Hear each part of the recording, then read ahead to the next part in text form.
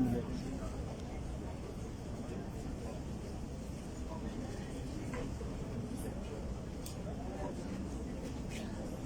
الله الرحمن الرحيم. نبتدي الجلسه الثانيه محاضره للبروفيسور محمد الجندي، بروفيسور بيدياتريكس، بيدياتريك هيباتولوجي اندوسكوبي ليفر انستيتيوت and subject of motility disorders in pediatrics. دكتور الجندي. بسم الله الرحمن الرحيم. في الأول طبعا كلكم منورينا، بس ظهر الناس كتير قوي في الساحل، كل الناس في الساحل وفي مؤتمرات تانية ولسه الصبح، فانتوا كلكم منورينا وإن شاء الله يبقى مؤتمر نافع وبيكم ومفيد إن شاء الله. أنا هتكلم عن موضوع، هو طبعا الموضوع أنا عايز بس أركز عليه ليه؟ لأن هو إحنا ناسيين التست أو الانفستيجيشنز اللي ممكن تتعمل لأمراض أنا بشوفها بالنسبة لي أنا، عشان أنا GI وهيباتولوجي ونيوتريشن، فبشوفها كتير جدا. فعشان كده يعني تقريبا 50% من الحالات اللي أنا بشوفها هي موتيليتي ديسوردر، بس ما حدش بيعمل لها الموتيليتي انفستيجيشنز اللي احنا يمكن نحتاجها في العلاج او في الدايجنوز.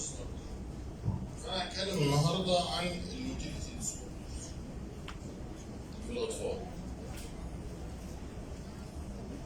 النورمال جي اي فانكشنز هو بيكون من تقريبا 3 حاجات، اللي هي الموتيليتي والسكريشنز والسنسيشن، عشان الفود يعدي وينزل تحت خالص ويبقى ناخد منه نيوترينتس ونديله الانزيمز او الهرمونز اللي ممكن تعمل الدايجيشن. Depends on efficient communication along the bidirectional parallel circuits. يبقى معناها there is muscles and there is nerves. النيرفز دي بنسميها enteric nervous system زي central nervous system، بس it's in the GI and it's communicated bidirectional with the central nervous system. The general approach to a child suspected of motility disorder and clinical presentation evaluation will be covered in this presentation. If you looked at the intestine you would see، لو بصينا كده على البطن هنلاقي دايما في contractions موجوده، احنا ما بنتحكمش فيها لكن موجوده الكونتراكشنز دي. At other times the muscles in adjacent part of the GI squeeze more or less independently according to whether we are fed or we are fasting. Both kinds of contraction patterns are called motility. أي contraction بتحصل في الانتستين is called motility. And it's of course affected by the nerves itself inside the enteric nervous system. Motility is a term used to describe the contraction of the muscles.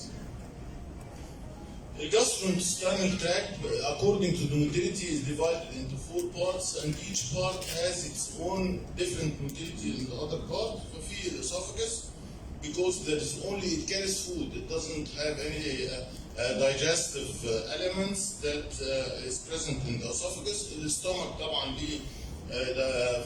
secretes digestive enzymes and grinds it down into a more or less liquid form. The small intestine absorbs all the nutrients that we are in need of in the body, while the colon reabsorbs the water that is present at that time and eliminates indigestion through the anus and through defecation. Abnormal motility in any part of the GI can cause characteristic symptoms. كل حتة على حسب هي موجودة فين والموتيليتي affected فيها بيدي different symptoms than the other. The term motility is the involuntary، مهم قوي involuntary. Once we swallow, all the movement of the intestine is involuntary because we can't stop it. If we try to stop it, we can't stop it. As a human being, we can't stop it, what's happening after swallowing for the food. So it's involuntary mobility of the human tubular organs to ensure the efficient digestion of the food, not only the presence of active enzymes, but also shift. So it has a very big influence on all the diseases that is present in the GI, which is the most important organ in the body. 2 types of movement according to the organ itself, it's different.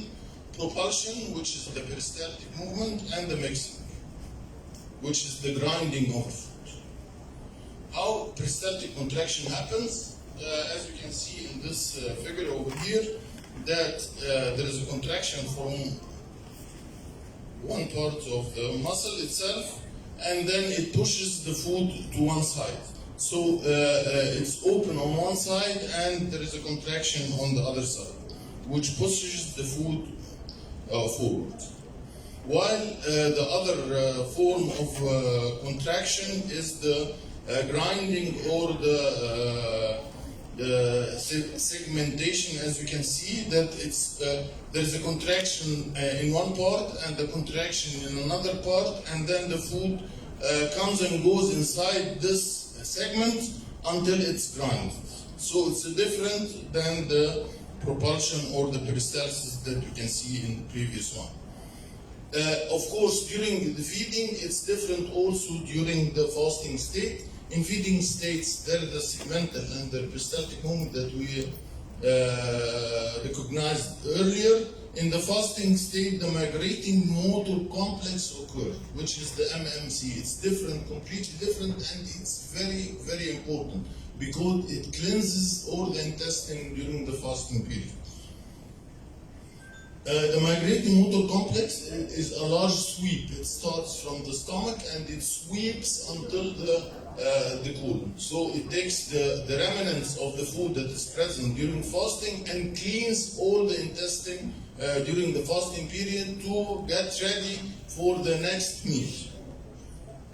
As the contraction advances in the small intestine, the contractions becomes weaker until it ends in the colon. It occurs every 1 to 2 hours. One sweep and starts from the stomach till the anus, and it takes every 1 to 2 hours it happens again. The functions of the migrating motor is to get rid of the residual content, including iron digested food, squamated cells, and intestinal secretions. Do you know that all the mucosa is regenerated every almost 5 days? So all the undigested food, the squamated cell, and the intestinal secretions are swept away, starting from the stomach till the anus. Prevent migration of the intestinal bacteria. If there is intestinal bacteria in the colon, we don't want it to go into the small intestine, and this sweeping from the stomach till the anus helps to get rid of all the intestinal bacteria that wants to migrate to the intestine. There is a hormone that is secreted by the duodenum that's very important for this MMC, which is called the motility, and it's secreted in the duodenum. Nobody knows how it's secreted and why it's secreted and the mechanism, but there is a lot of investigations going on because it's very important. If this MMC is not present, then there won't be any cleansing of the intestine, and the infections will increase in the GIT, and there will be residuals from the previous meal during the next meal. Also, the enteric nervous system is very important. It's very complex also because it's composed of two plexi, one called the myenteric, which is the orbic plexi, and it's present between the circular and the longitudinal muscles in the intestine, and there is another one called the submucosal, which is this one, between the mucosa and the circular muscles. So there is two types of even plexi that give this the complexity and the importance of the enteric nervous system, which affects the intestine and its contraction during fasting and during feeding. The motility disorders.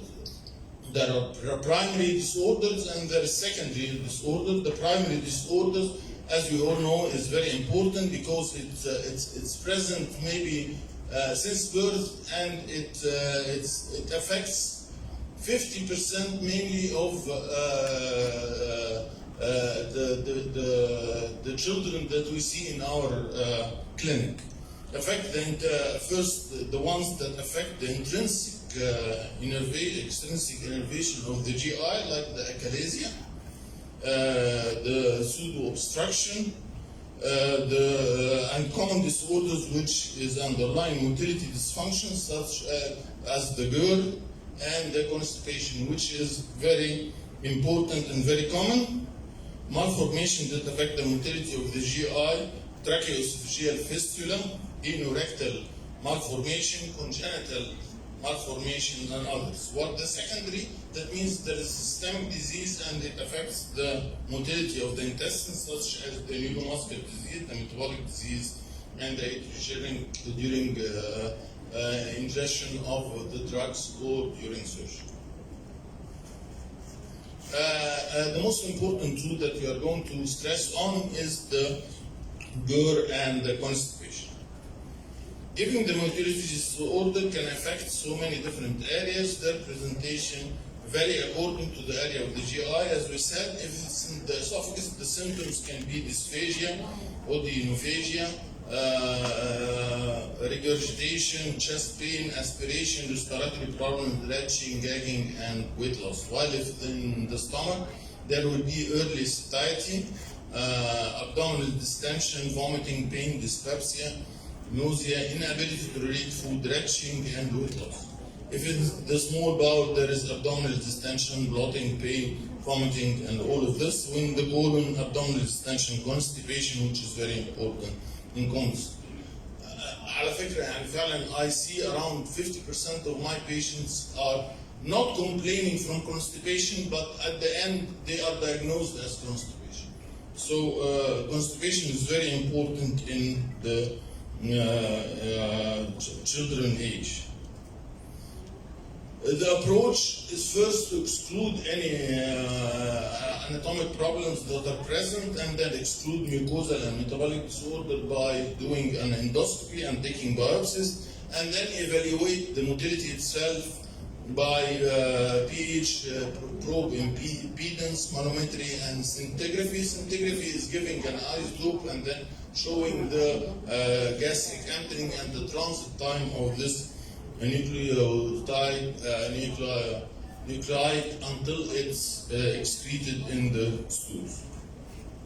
The manometry studies are used to directly evaluate the contractile patterns. So there is a manometry for each part of the GI, of different segments of the GI, and allow the definition of the underlying pathophysiology. It's very important to do it in very specific diseases and before surgeries, especially for the one of GERD or refluxes. We must do a motility. It's not an option. We must do a motility so that the surgeon can do his fundoplication according to the extent of the hernia or the extent of the regurg.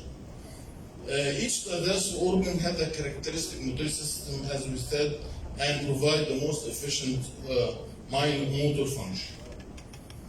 The manometry evolved really greatly during the last years, the past years, and changed from a research technique to a useful diagnostic tool. It's very important, and that's why we are diagnosing GERD every day. We are diagnosing constipation every day. So we must do motility for them so that the diagnosis would be effective. And the treatment, as we are going to show you, that the treatment is very important to be diagnosed by a manometry first, including technical aspects related to the catheter size as well. Now there is catheter for children, and of course it's the cooperation of the child and his developmental status would affect the motility studies. These are all the indications of the manometry for the esophagus, for the antroduodenal, and for the anorectal. And there is a lot of other manometry that is done for the duodenum by itself, done for the small intestine by itself, but these are the most common ones that we are doing.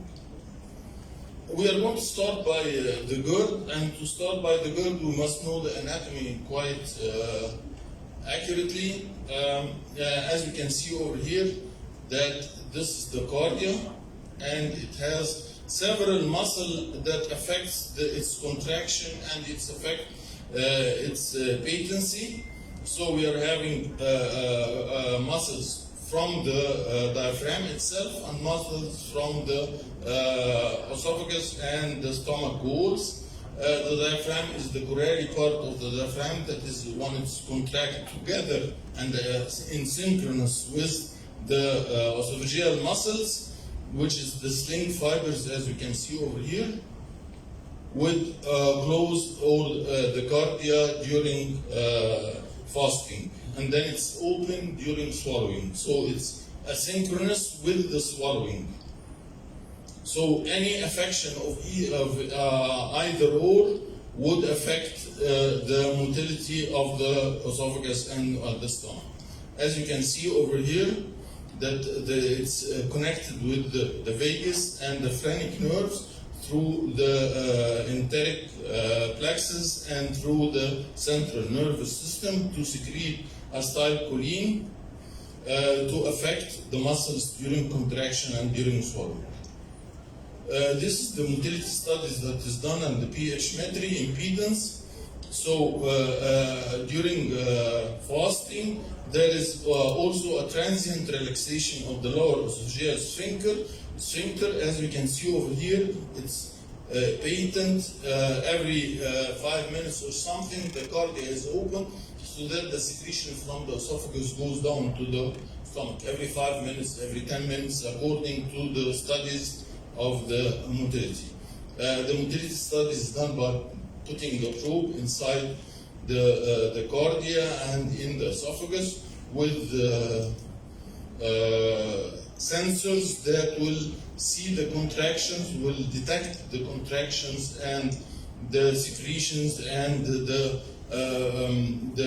during swallowing and during fasting period. As you can see, this is the normal during swallowing of the motility. There is the food passing regularly until it goes to the cardia, and this is the pressure of the esophagus itself. This is the impedance, which is the flow of the food itself, and this is the pressure inside the. When there is delayed bolus transport through the esophagus, it's distorted, and you can see over here that there is distortion here.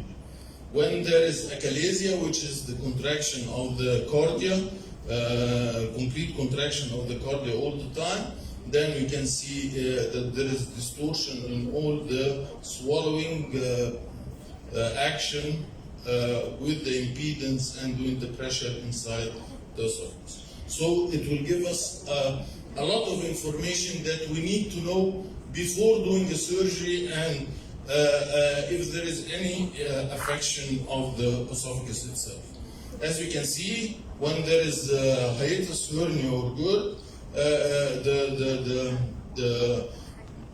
as you can see over here, the sling muscle is not in synchronous with the diaphragm. So it's elevated above the diaphragm, so there will be part of the stomach herniating inside the chest cavity, and this will cause the hiatus hernia, and the HCl or the acid from the stomach will pass over here, and this will be a weaker muscle because it's only done by the esophagus sling muscles over here, and so the acid itself will be secreted or be elevated to the esophagus, causing irritation and GERD.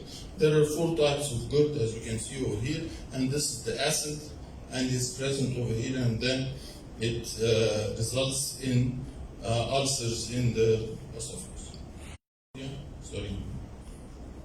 Incompetent cardia, as you have seen in one of our patients.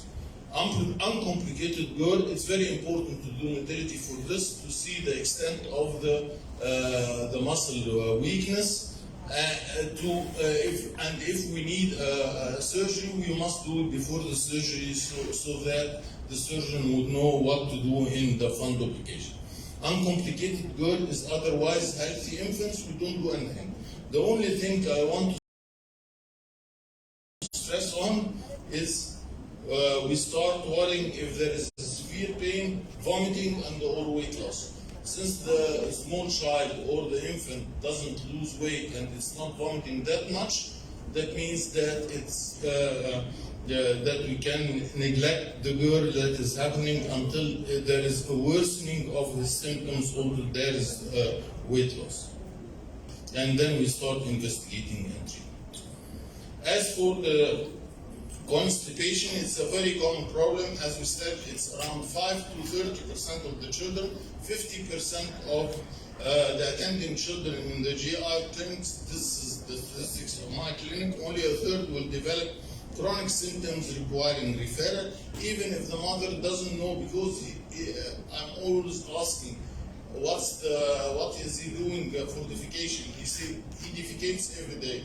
And then I stress on the asking her again, what's the amount of the defecation? She says at that time it's very small, and he's soiling himself. This is an indication of a constipation, and the mother even doesn't know.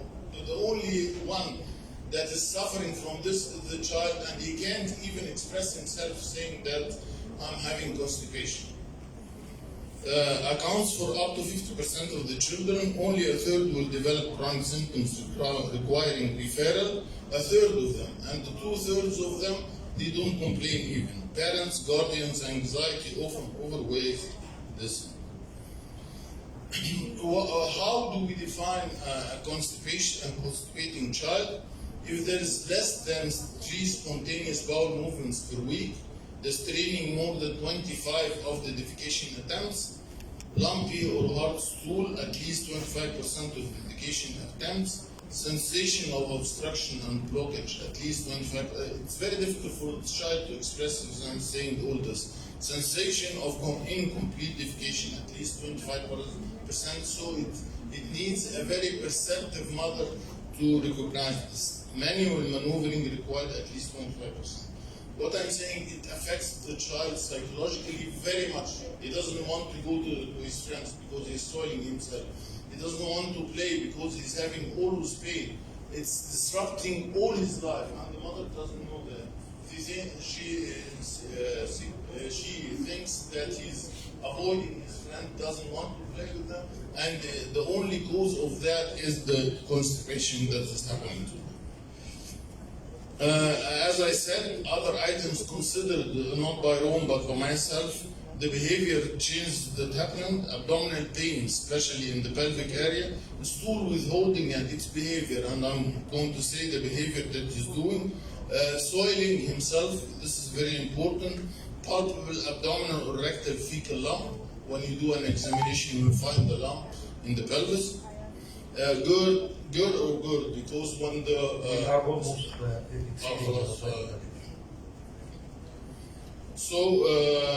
there will be squatting from the child, there will be crossing of the ankles, there will be hiding, holding to the mother or furniture, crying or sweating. These are all the features of constipation that happens to the child, and the mother maybe is saying that he's shy, he doesn't want to play, but this is constipation, so take care of it. These are the types of stool, and number 4 is the normal time, which is like a sausage. If it's not like a sausage, then that's normal, not normal stool. Of course, we must differ it from, I don't want to go, in copresis, very important. Copresis means he's defecating the whole amount of stools, and it's not like constipation, it's different. But soiling is very important. It's involuntary escape. I want to show you this video, if I can. Look at the loose stool, which is the new stools coming out, and this is soiling because it's still loose, it's not hard, so it passes beside the hard stool. We must, of course, differentiate between the functional and the organic. I don't like calling it functional, I like calling it habitual, because everything is will be okay if he's regaining the habit of doing the right defecation. These are the functional causes: lack of dietary fibers and adequate fluid intake. The most important one is the failure to develop regular bowel habits. Some children, they are very active, so they don't want to lose time going to do the defecation, so he wants always to play, so he holds the stools, it gets hard, and we go into a vicious circle of hard stool and not defecation.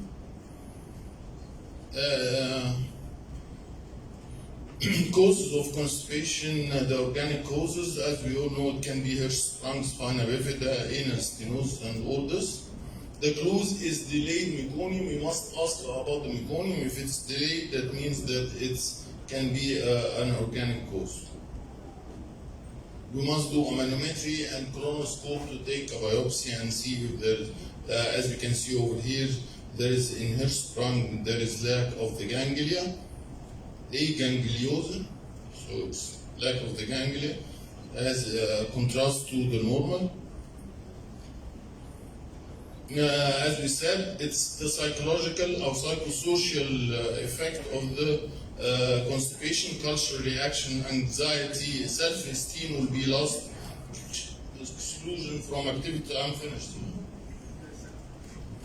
This is the important slide, where is the normal. As you can see over here, there is propulsion or the contraction of the rectum together with a relaxation of the inner pressure. While in type 1 abnormal defecation, we can see that there is propulsion over here, and the inner pressure is very high, so there is going to be constipation. This one is a lax rectum, and then an inner pressure which is very high. This one pressure is very high in the propulsion, but also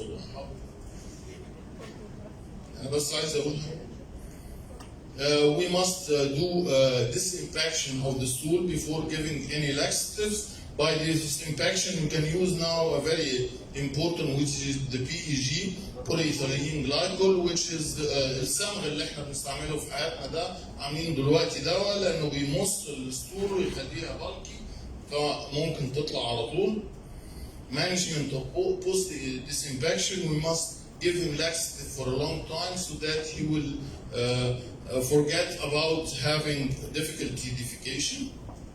The biofeedback therapy is very important now, as the child over here can do it at home. This is very important, and this we can't do it without the motility studies. So motility studies is very important for constipation.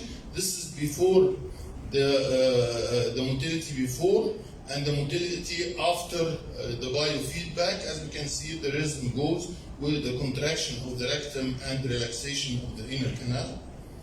The intestinal pseudo-obstruction is very important, and you must know not all obstruction is active or organic obstruction. There can be intestinal pseudo-obstruction.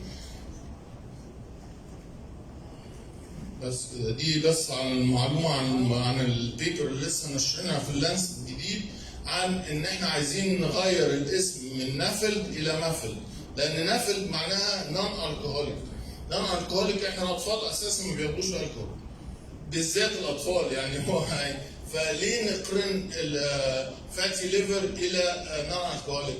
فاحنا اجتمعنا مجموعه في العالم كله وقلنا ان احنا عايزين نغير التسميه من نفلد الى مفلد. حطينا بقى الاكسكيوز بتاعتنا كلها اللي احنا لازم نغير ده من نفلد الى مفلد، وطبعا خدنا كونسنسس من العالم، برضه سالنا ناس كتير قوي في العالم حوالين العالم وكلهم موافقين ان احنا نغير التسميه من نفلد الى ميتابوليك اسوشيتد فاتي ليفر بدل نون الكوليك فاتي ليفر، لان اساسا الاطفال ما بياخدوش الكحول.